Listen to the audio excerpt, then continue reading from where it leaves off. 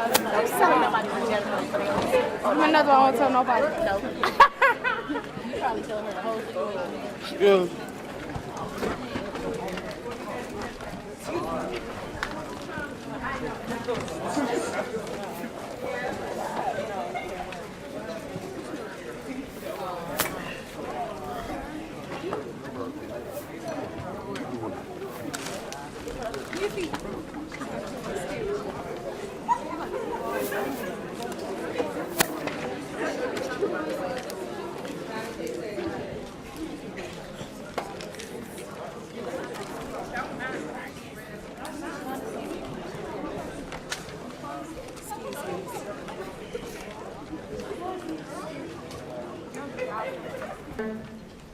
Back in the room?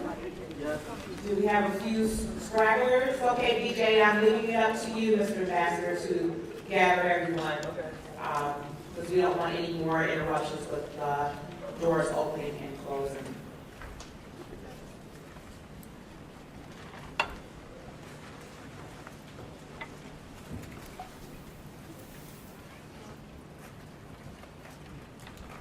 I want to take an opportunity to, they're not here, I want to thank the staff of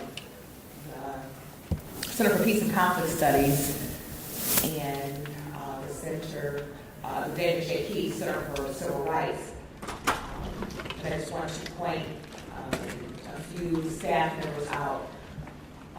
One of our team members and staff members is Martha Schlesinger. Raise your hand. We just want to say thank you. Give her a big hand clap for being part of it. We'll be seeing her most of the week, and she's a pretty good mama to all of us. Hey, Mom. Another one of our volunteers is in the hallway. Her name is Shelly, is our student assistant in the Center for Peace and Conflict Studies. And she was away for the summer, and she called me the day before yesterday. We talked about it before the end of the semester. For spring, and she said, I want to make sure I'm there for round punch. I want to be there for round punch.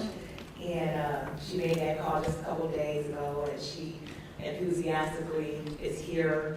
She's going to be here with us for the rest of the week. I also want to introduce Kaylee and Charles. They're out in the hallway. If you can come to the door. Kaylee and Charles are Wayne State University students, and they are officers of Wayne State University's Rotaract Club, and we are glad to have them. Kaylee is another one reached out to me about a week ago when we had talked about it prior about the Ralph Bush Institute. So I'm just so grateful and thankful because I got everybody just in time. They actually work hard during the semesters, and they play hard in the summertime as well, but they accepted the call and they're here with us today. And Sharon Barconi, raise your hand. Sharon is from Presbyterian Detroit Presbyterian, and she is one of our volunteers. And matter of fact, she is the mother of Mr. Michael Barconi, who is our youth ambassador, Sergeant at Arms, and she graciously accepted our invitation to volunteer. And if you guys noticed on the flyers that went out that they are one of our main sponsors, and they are really responsible for all of you guys being here. So we definitely want to hand clap to them for Sharon.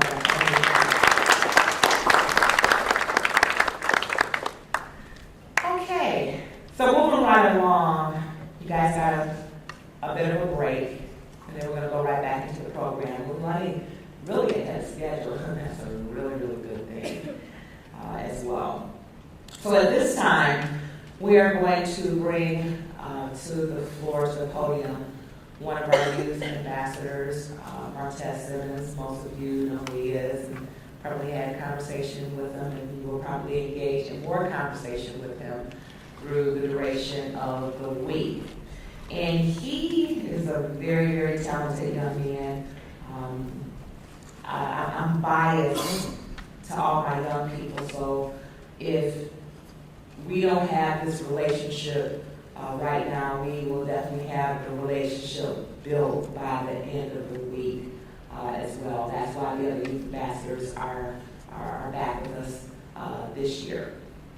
Martez is going to do some spoken word for all of you to kind of set the tone and set the stage for why we are here. He is going to mesmerize you with his words about Dr. Ralph J. Bunch and the purpose of why we are here.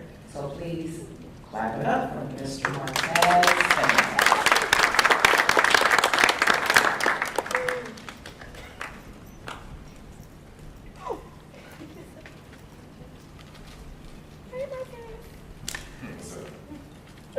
Hey, how y'all doing? Hope y'all a little up now. Got a little more energy. Y'all have something to eat, right? No? Snack bar. Alright. As you heard, I'm a poet myself. Mostly I do freestyle poetry off the top of the head. But today, to focus on Ralph Bunch, I had previously wrote a poem just for this occasion. So, Dr. Ralph Bunch was born on August 7, 1904 in Detroit, Michigan. But on December 9, 1971, he died with a New York state of mind. He was the winner of the Nobel Peace Prize and more accomplishments down the line. He excelled at keeping peace, especially along the territorial line of the Middle East. From 1947 to 1949, he worked to bring peace to the area of Palestine and hopes to establish peace between Arab and Israeli forces in the nick of time. Bunch understood that it wasn't so much about power. It was about patience and understanding one another like a doctor evaluating his patients. He made adversarial parties sit together, even in the hot sun, to make them shake hands instead of standing in the face of the innocent and shaking a gun with an index finger on the trigger. He understood that your voice is more powerful than a bullet. It's something more bigger. Toward the end of the 1950s, he had become the United Nations Under-Secretary General for Special Political Affairs to ensure that serious conflicts remain fair. For more than 20 years, he served on the NAACP while continuously making history. Understand the importance of peace as a diplomat and taking on conflicts for groups that couldn't handle that. We must value each other as we value ourselves. We must swallow our pride and put our narcissistic egos on the shelves. Stay away from the crooked streets and traceable weapons. Help someone else on the right path. Help deliver a lesson. Take responsibility instead of blaming someone for what you did. Think about it. If chaos engulfs the city in a few years, how will you be able to raise your kids? Stray away from the possible path of destruction and obstruct your mind from corruption. Cease the oppression, the struggle, and the strife. Before you take another, think about it if that was your life. And guys, think about it how that was your wife. Today, as much as efforts carry on in our society, there are ways to handle conflict properly. C, control your anger and never let it get the best of you. O, open up your feelings and only share what's true. N, neglect all possible thoughts with encounters of negativity. And F, flee from the wrong crowd and violence in the vicinity. L, love one another because at times we all feel alone. I, imagine ways to help those in need. What would you do with that life for your own? C, care for one another. We are no stronger than our weakest link. And T, take a step back before you perform an action, and please, for the sake of me, just think. Through his efforts and legacy, both were obviously strong. Ralph Bunch became physically weak. His efforts and legacy carry on to the importance of this week. Learn how to resolve things correctly and right instead of always engaging in a physical fight. Learn how to give people a chance and not always be a stereotype. Give a second chance without hesitation instead of resorting to racial discrimination. And look at one another as your societal sister and brother. Bunch's words deliver more of an impact than a simple punch. Ladies and gentlemen, I present to you the life and legacy of Dr. Ralph Bunch.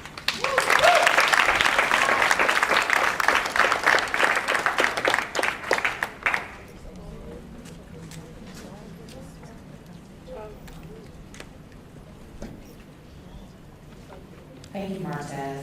You are creative with your words, and words are very, very impactful. How how many of you have frowned at a word that was said to you?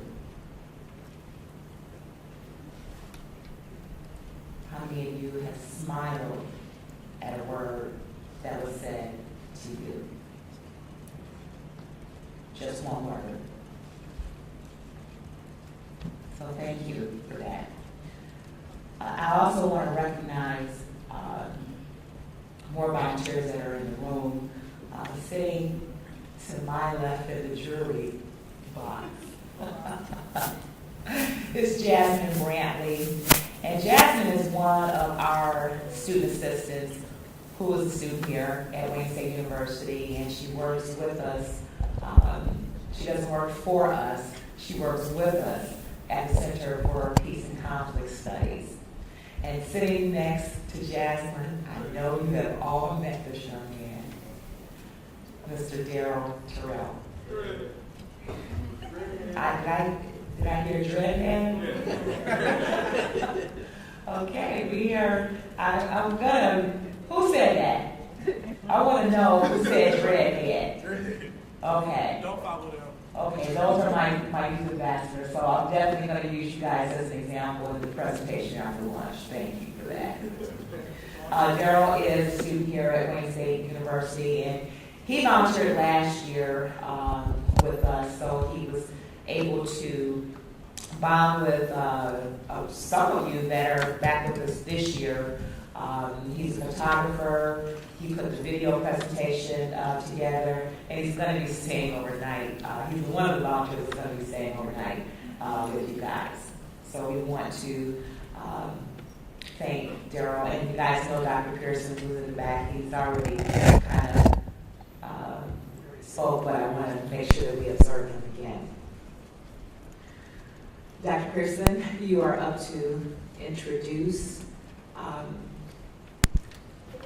our next guest and presenter.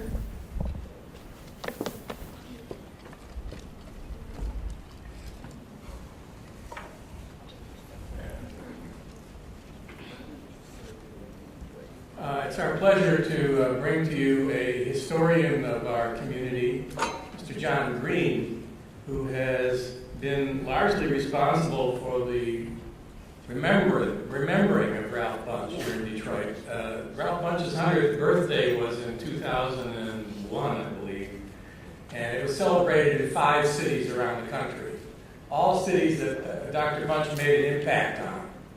Celebrated in Los Angeles, where he went to UCLA, was a star basketball player, and pioneered in integrating the athletic teams at UCLA.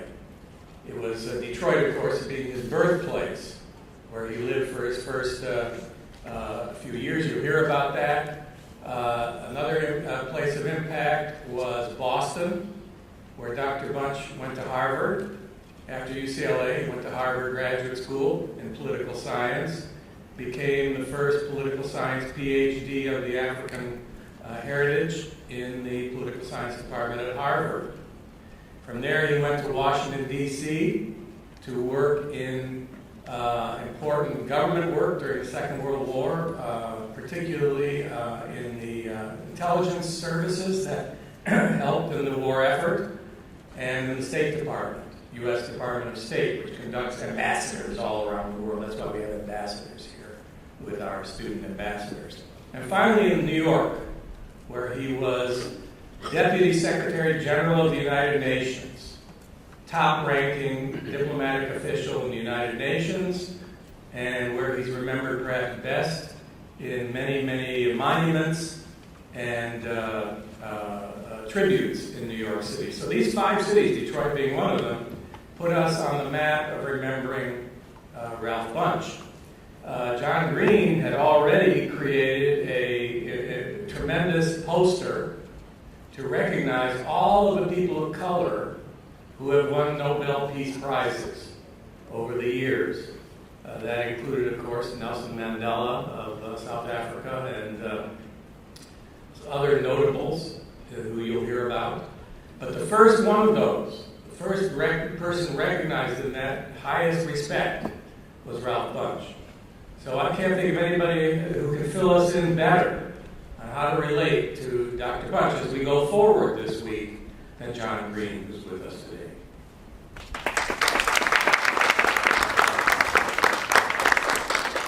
Better than that, young people.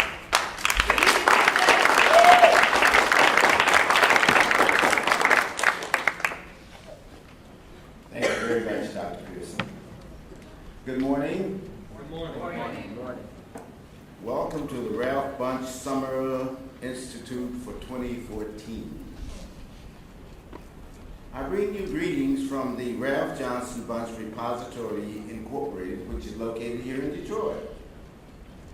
30 years ago, I became involved with Dr. Bunche and his many important contributions to mankind, while serving as historian for the original Museum of African American History, which has been renamed the Charles H. Wright Museum of African American History, located east of Woodward and north of East Warren.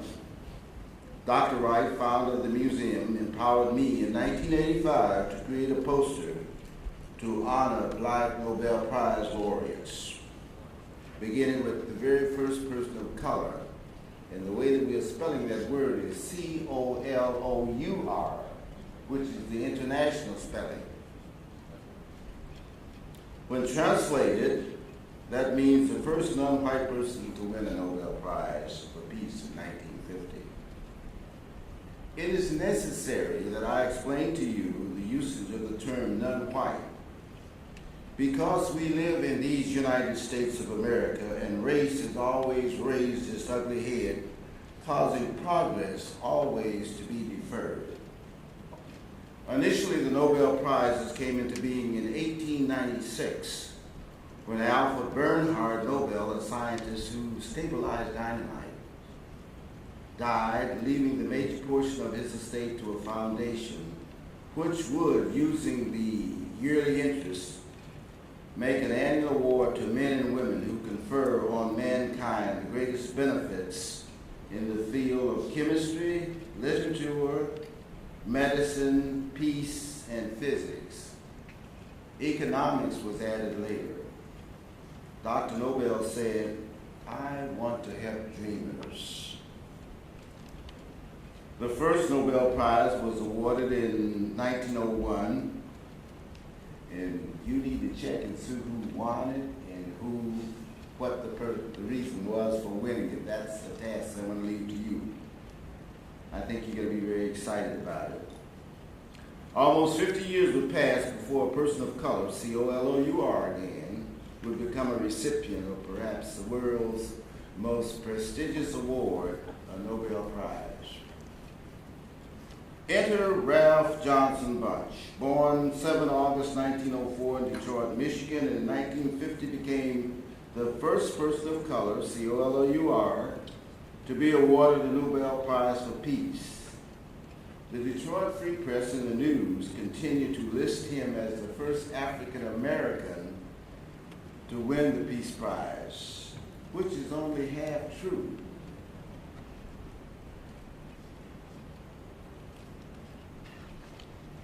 He is the first person of color, which means he is the first white person to earn this honor. Dr. Bunche wore many hats: scholar, diplomat, statesman, government official, and most important of all, a great human, civil rights, and peace advocate.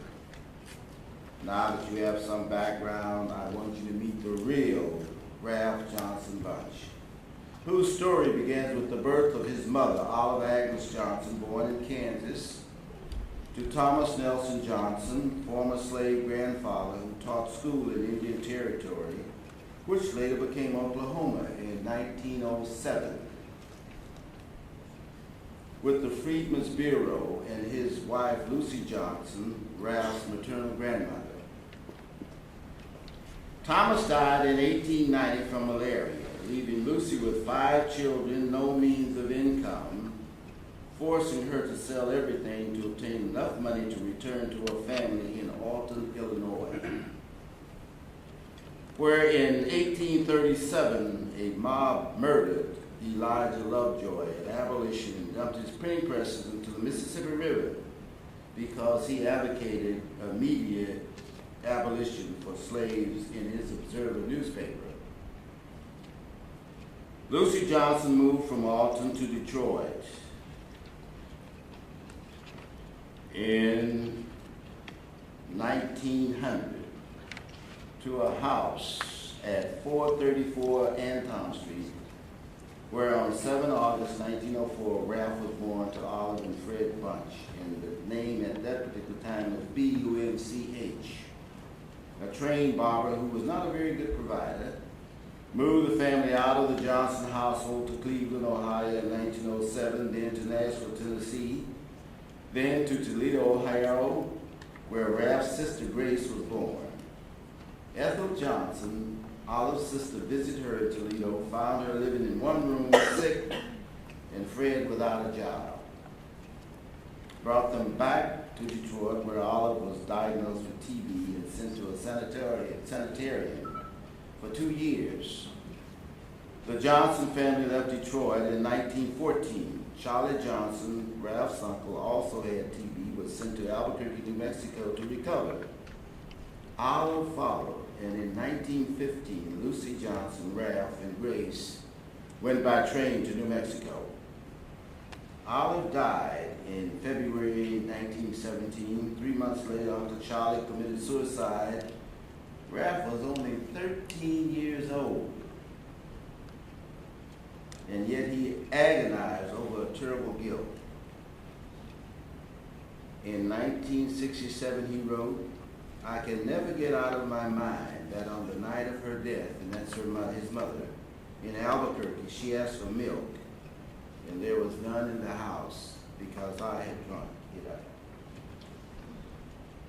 I have no idea who coined this gem, but I'm going to use it. If it had not been for bad luck, Ralph Bunch would not have had any luck at all.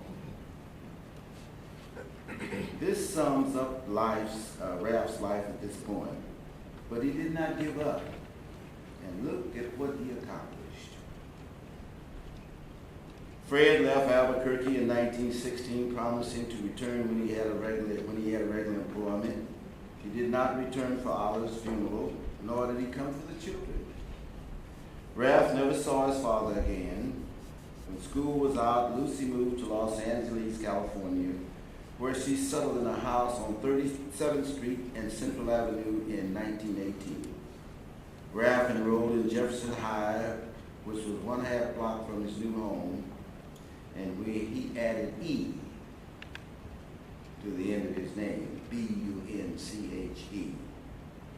In 1922, he graduated from Jefferson High with excellent grades, but because of his color was denied membership in the Honor Society, which Jefferson High tried to correct 30 years later to Dr. Bunch's amusement.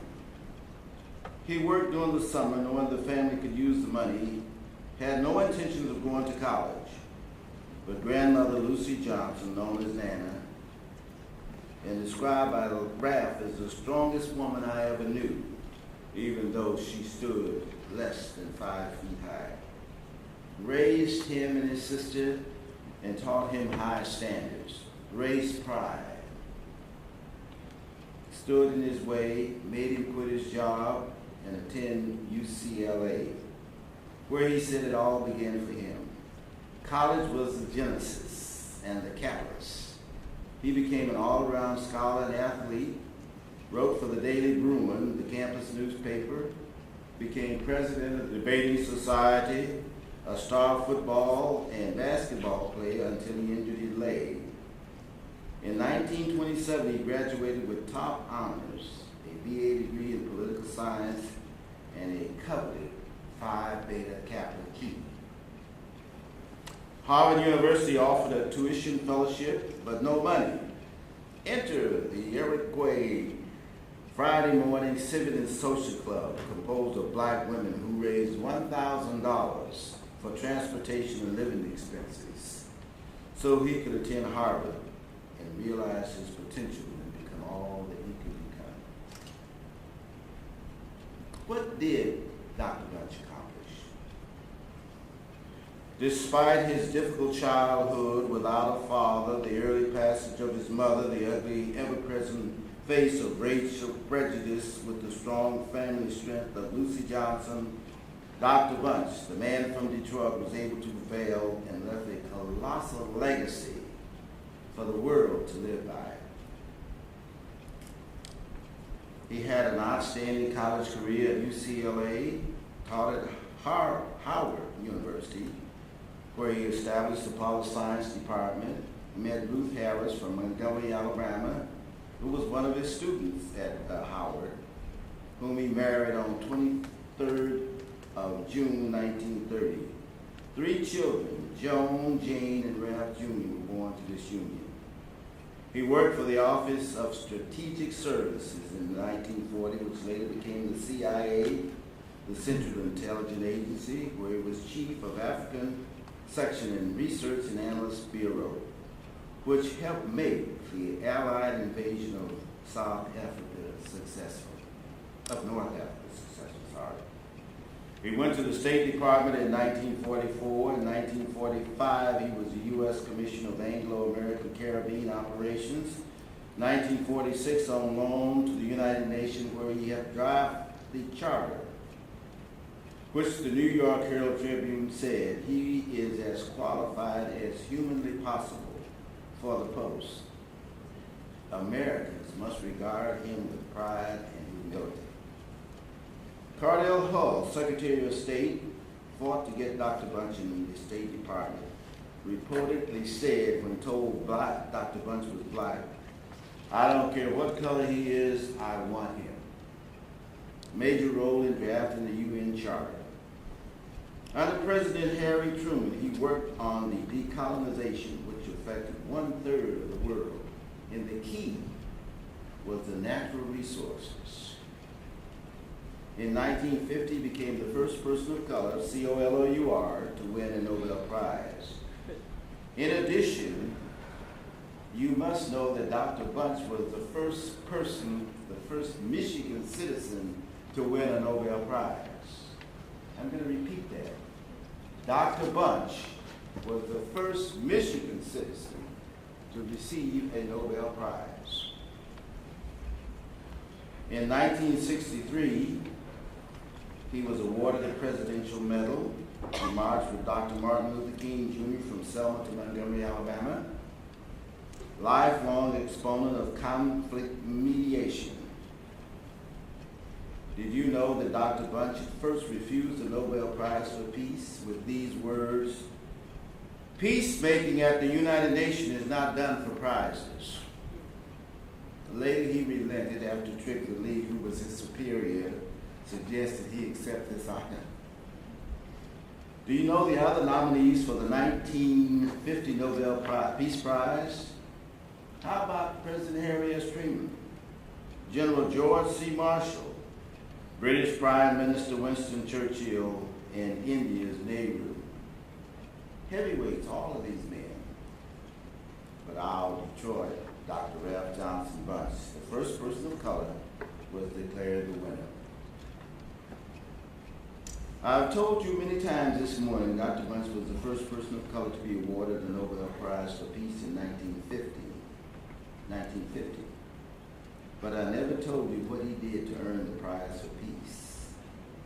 Dr. Bunch successfully negotiated the truce between Israelis and the Arabs in 1949, which produced the Rhodes Armistice, which earned for him the Nobel Prize for Peace in 1950. The Rhodes Armistice demonstrates the measure of this man. Had either of the feuding parties had any mistrust of reality. Here we are 64 years later, and there is nothing carved in stone. There are no dates on the calendar. Few people recall Dr. Bunch was born here on 7 August 1904. And for 9 years, the Bunch Repository Incorporated has not been offered a home for the Ralph Bunch Centennial exhibit. Before I leave you, I need to inform you that our Dr. Bunch, as of this 21st day of July 2014 still is credited with having held the highest position with the United Nations ever held by an American.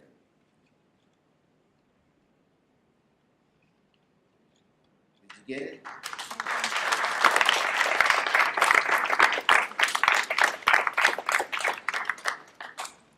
My question, how does Detroit and Michigan, as an up-to-date entity, continue to ignore such a huge footprint as left by Dr. Bunch, a native son who has had such a huge, direct, and continuing effect on the world's humanity?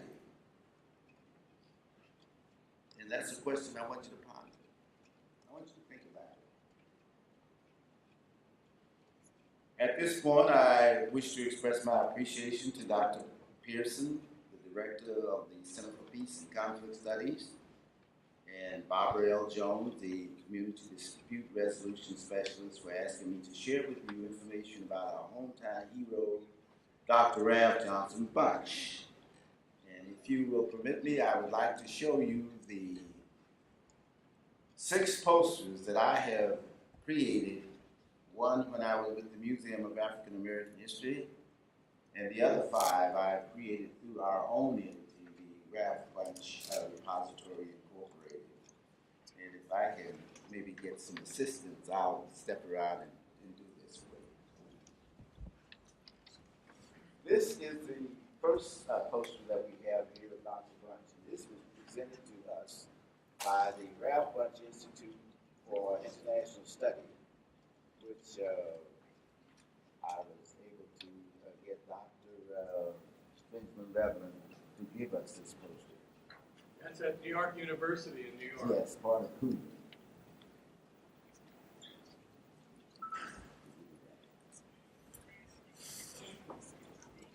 Okay. And yeah, maybe it's going to be difficult for you to see this, but I'll try to explain it quickly.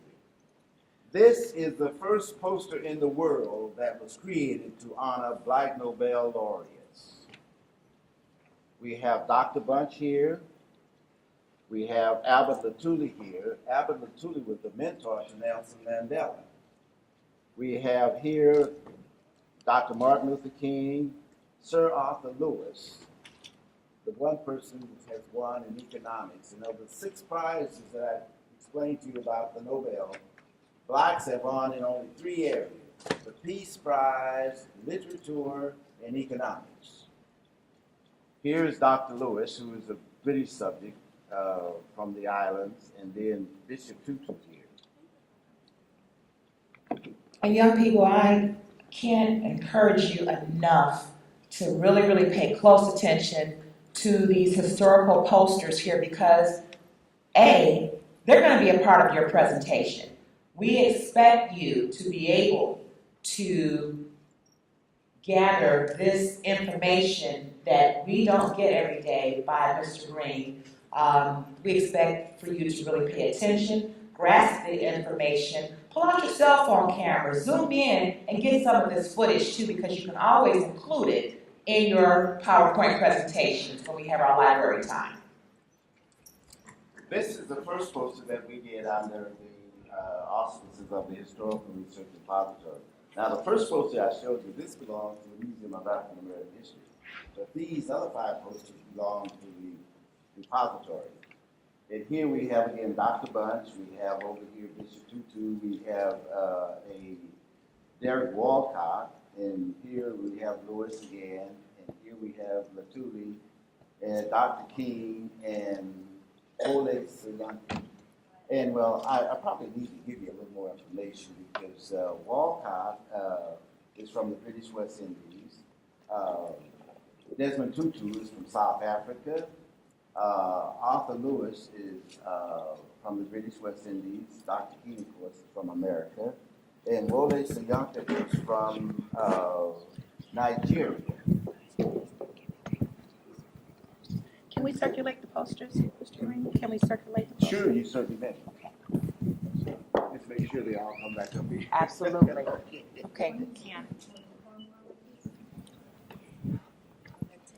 They are 5, 7, and this is the 9. And the poster here is very unusual because in 1993, we had two blacks to win. Toni Morrison, the first black female to win a Nobel Prize, and the other person at that time was Nelson Mandela. That's the first time that two blacks have been awarded. And here we go. Here we have Nelson Mandela here. We have Bishop Tutu, Toni Morrison, Dr. King. We have Walcott here. We have Lewis here. We have Thule, Sayanka, and we have Dr. Ryan. Thank you.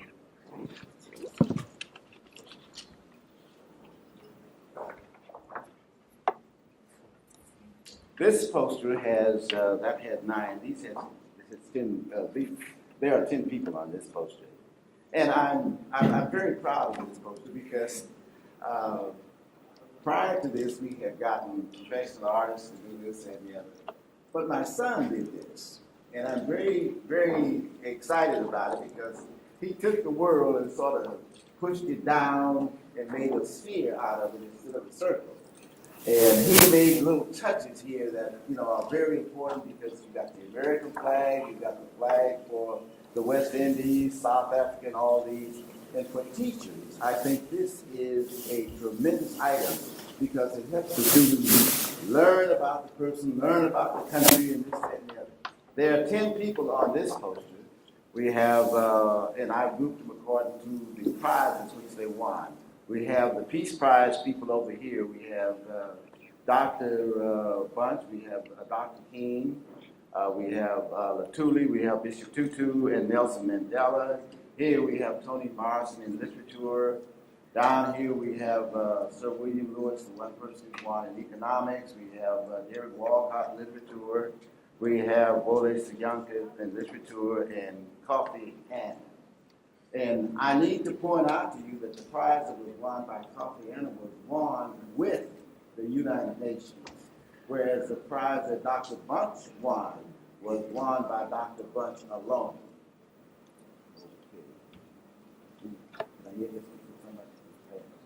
Okay. I certainly enjoyed the report that you gave us there. Things that you said about the doctor, but you fight because I thought you were going to take all of my information. Good. It's very nice. I really appreciate it.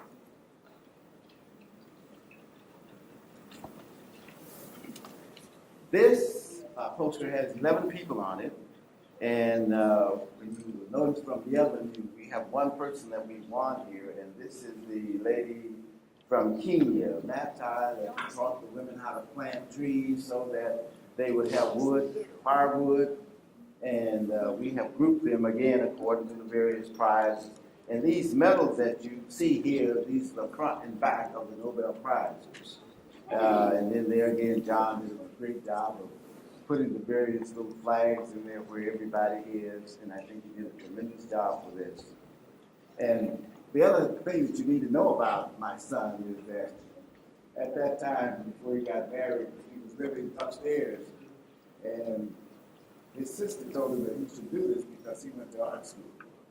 And he said he could only do it if he felt the spirit. And I told him, what about you have to eat?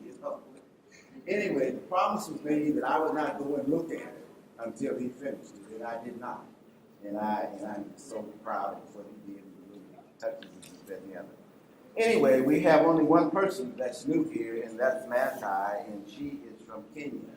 She has since passed. And there are 11 people on this particular poster.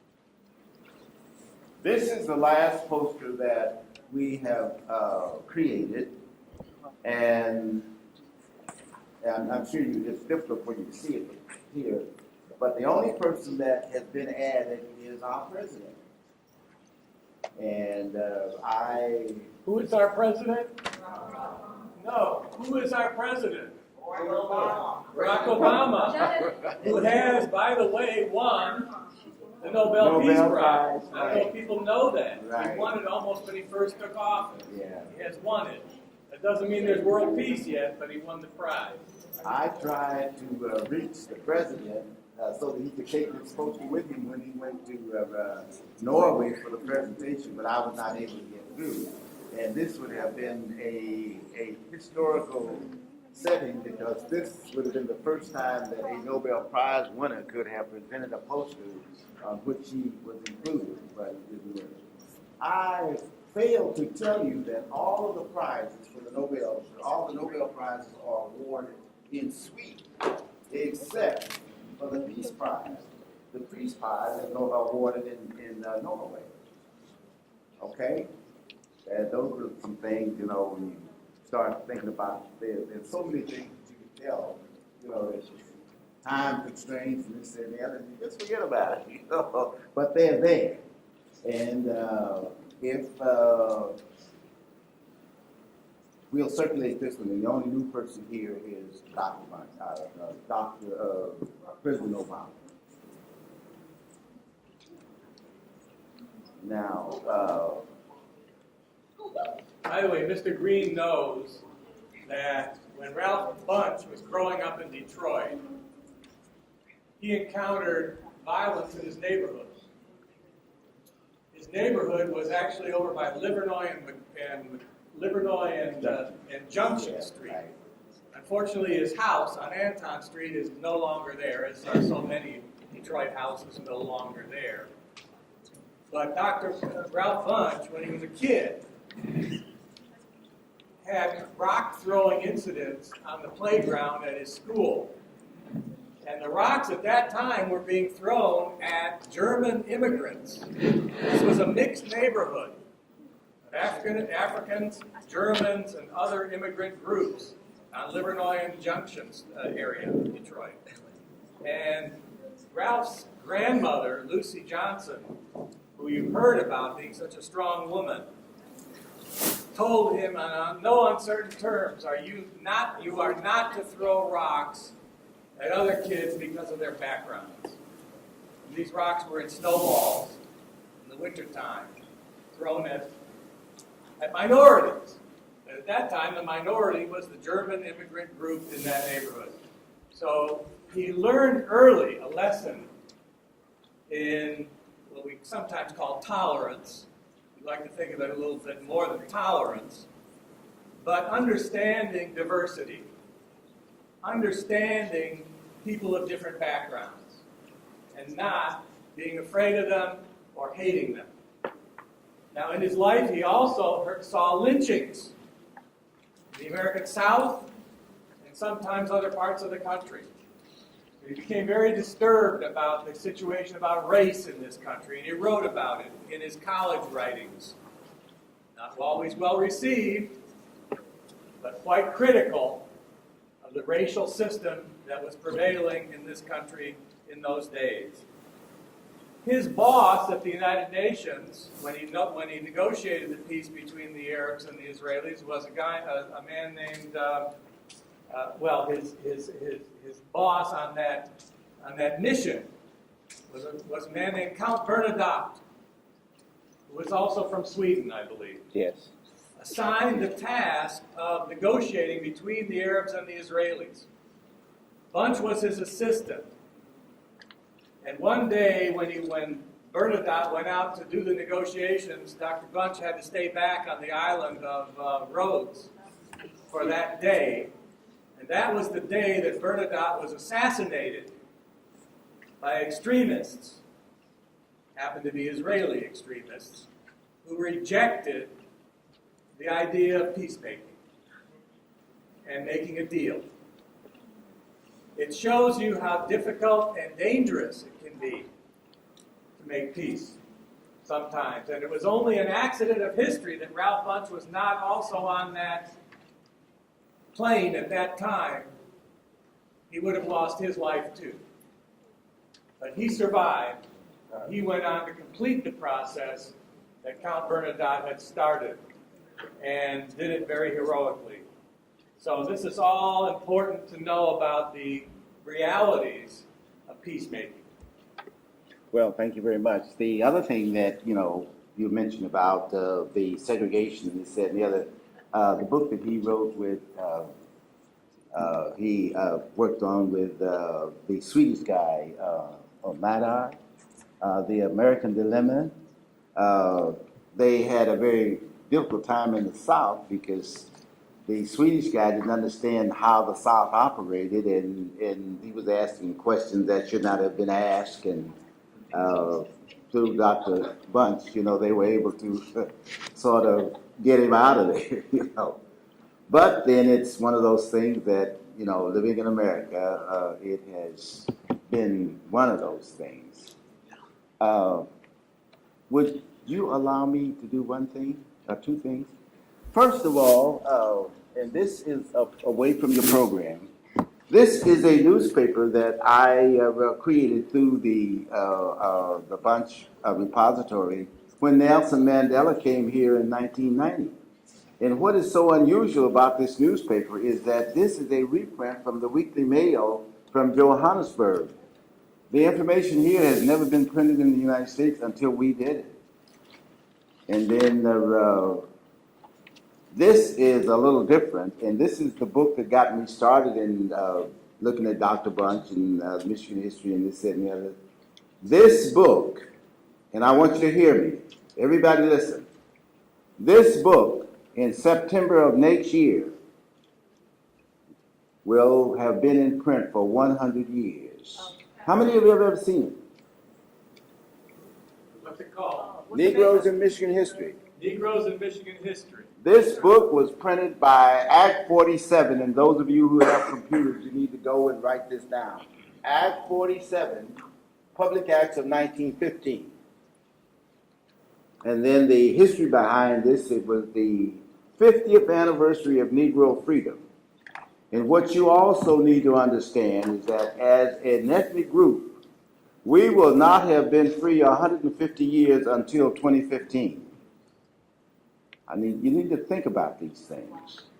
And the reason that you don't see this book is that under House Bill 127, which required the state superintendent of education to make a report to the legislature making sure that all ethnics were represented, they wrote it off the books. It was put on there in 1966 and 1976. 10 years later, they took it off the record. And now, every district can choose their own textbooks. And unless you have some of the information that's in this book, letting people realize that we have been in this state for over 100 years. We have made contributions. But you're not going to get any of this information because they changed the rules. And this is one of the things that Dr. Bunch was really concerned about, keeping things factual. May I have a short Q&A? Any questions that, Anybody have any questions? When I did research on Ralph Bunch, it said 1903 or 1904. Well, that was a mix-up at the hospital. They really couldn't, they lost the records, really. And so this is why when you looked at the poster that we have there, the Institute sort of bridged it so that it would be between 1904 and 1903 because they didn't have the correct records. Dr. Bunch was baptized at the Second Baptist Church downtown Detroit when he was in his 20s. Yeah, he was a grown man. Came back to town, knowing that Detroit was his roots, came back to town to have his church affiliation still be at the Baptist Church downtown. Did he got a microphone? Yes, I believe sometimes you see Dr. Bunch smoking. In many, many photos you see Dr. Bunch smoking. And I think that he died of the complications of smoking. Yeah. Which is very unfortunate, but a lot of people in those days smoked. And it was taken for granted, but it really caught up with Ralph Bunch. Yes, it did. Okay, yes, sir. What was the book called again? The book, Negroes in Michigan History. And my contribution to this book is the index and the reintroduction. And every item in the index is a 3x5 card because there were no computers when I did this book in 1959. So that was a labor of love. Any other questions? Well, thank you, Mr. Green. Well, thank you.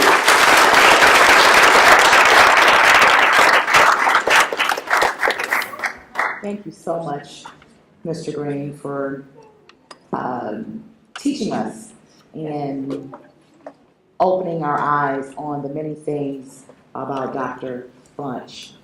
How many of you knew about Dr. Ralph Bunch before you came here today?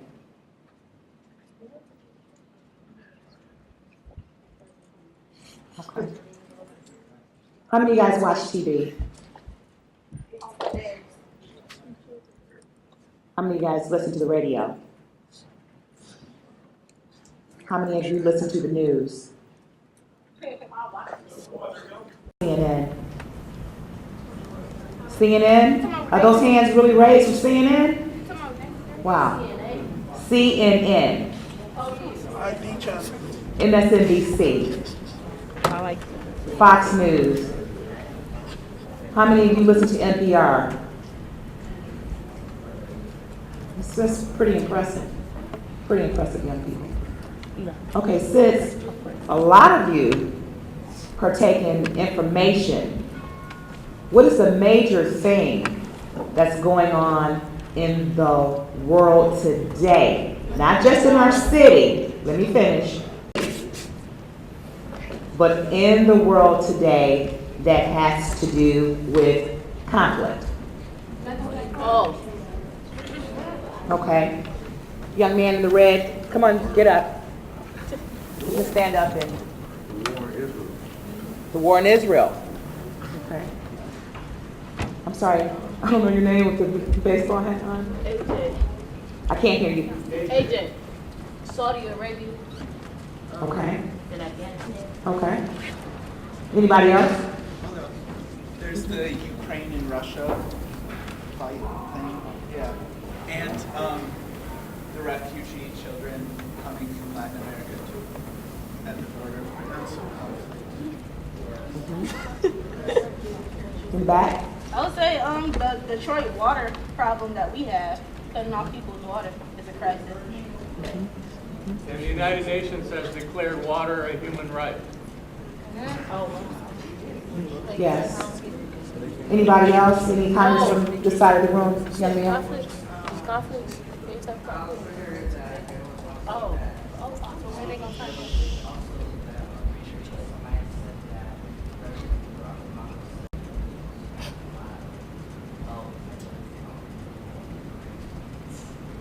Okay. Herb, could you repeat that? Anybody else? The young man said that how President Obama is splitting up the troops into small groups in the Ukraine. And he's not giving any more help to the sanctions. Okay. He's enforcing the sanctions. Okay. Anybody else? Okay. And this is an activity and an exercise. We're engaging with each other here, so feel free to raise your hand, speak, and contribute. So yeah, North Korea right now still kind of crazy with their weapons. I'm sorry. Oh, sorry. North Korea and stuff. That's for everybody here, not just me. Yeah, they're kind of crazy with their weapons, and they're probably like the only state crazy enough to launch a nuke. But yeah, that's scary and bad. I promise I'll know your names before Wednesday. Everybody. Who? The 3-year-old who got buried on her birthday. A 3-year-old was buried on her birthday. 3-year-old. 3-year-old. On the west side. Inkster. West side. Oh, you come on. Young man. And that's one thing that we will not do. And I'm sorry to interrupt you, but the word shut up is breaking a ground rule that the ambassadors emphatically told you. I didn't tell you. You're ambassadors. No laughing, teasing. This is the reason why you guys are here. And I'm so glad that you're here. We will not disrespect one another. I will not allow you to disrespect me, and I will not allow you to disrespect each other. That is a ground rule that could possibly expel you from this institute, and that is not why you're here. We're not expelling anybody, but we are going to be respectful of one another. Thank you. Also, there has been a lot of murderings in Detroit. I'm sorry, say that again. There has been a lot of murderings in Detroit. Young man said it's been a lot more murders in the city of Detroit. And more like teenagers and little kids. Wow. He said it's more youth and small children. Katie? I would just say a huge problem right now across the world is growing levels of economic inequality. Katie said economic inequality. Wow. There was another hand in the back.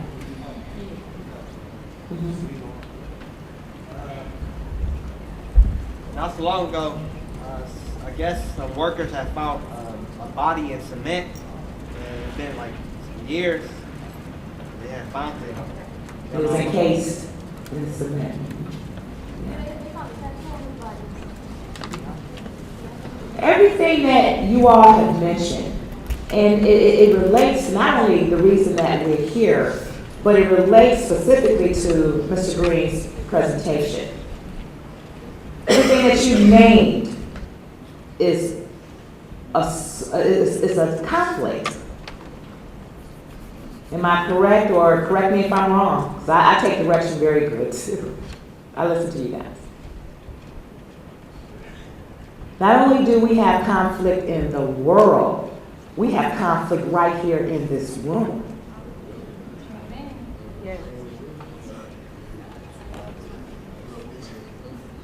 Can one person name a conflict that's going on right now or at the beginning when you guys registered? Speak. Talking while others are talking. Mr. Hell, and he's going to address the group too. Mr. Hell is one of our volunteers, and he is from the Detroit Youth Violence Prevention Initiative. I know most of you know him. Oh, you want me to come up there now? Yeah, you can. And we're going to go back to the issues. We have a few more minutes before we break for lunch.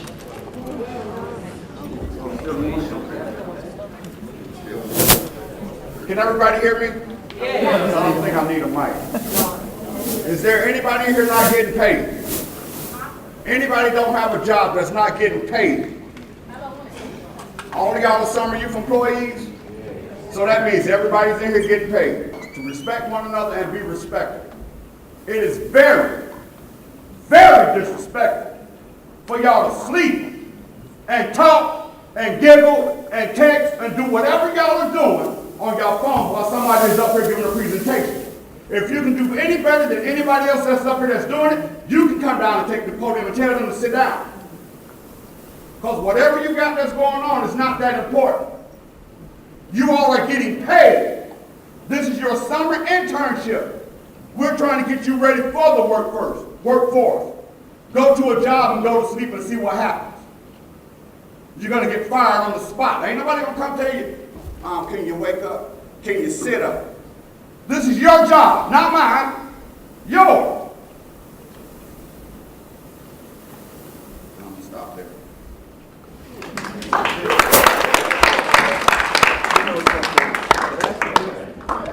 Thank you, Mr. Hell.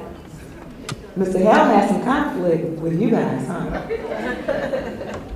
No, I'm serious. That is a source of conflict, and he was able to voice it.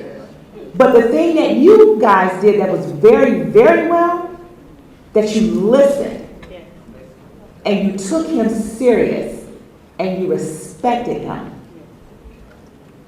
That's what this program is all about. Mr. Green's going to come back up for a few minutes, and then we're going to do an exercise, kind of get ready to get loose and go have lunch. Come on, Mr. Green. This should excite you. If he did it with all the adverse things that he overcame, and you have people who are looking out for you, you have your homes and this, that, and the other, what's going to stop you from really being even greater than he was? But you have to have a commitment. You have to have a commitment. And if you don't have that commitment, then you're going to have a real big problem. And let me tell you something I'm going to share with you. I'm from Oklahoma. I had black history, as they would call it, from grade 1 until I graduated from high school. You guys don't have the privilege that I had to learn about my own history. That's why I did that book. That book, as I told you, will be 100 years in print next year. The state of Michigan, the federal government, the city of Detroit, Wayne County, they didn't give me a dime to do that book. I did that book on my own because I saw it as being something that was so important that you need to know about it. But then what I want you to do, you guys who got your computers, this and that, I want you to get up. Get up off of your behind and start writing letters to your senators in Lansing and in Washington and tell them that we want to be included in the history of the United States. America was not done by just white people. When you realize that when cotton was king, 2/3 of the world's cotton came from the United States. They got rich and you didn't get a damn dime. And you guys are sitting up here laughing, you don't even understand what time it is. But then, that's your decision. You have an opportunity to make a difference, but it's not going to happen if you don't do anything. This is a democracy. You know how the democracies work? You have to do something. If you don't do anything, nothing happens. You heard the old adage about the squeaking wheel? You know why the squeaking wheel got the grease? Because people got tired of hearing it, okay?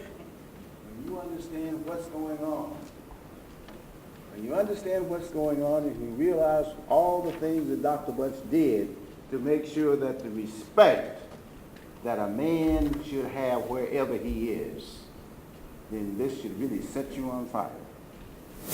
Thank you.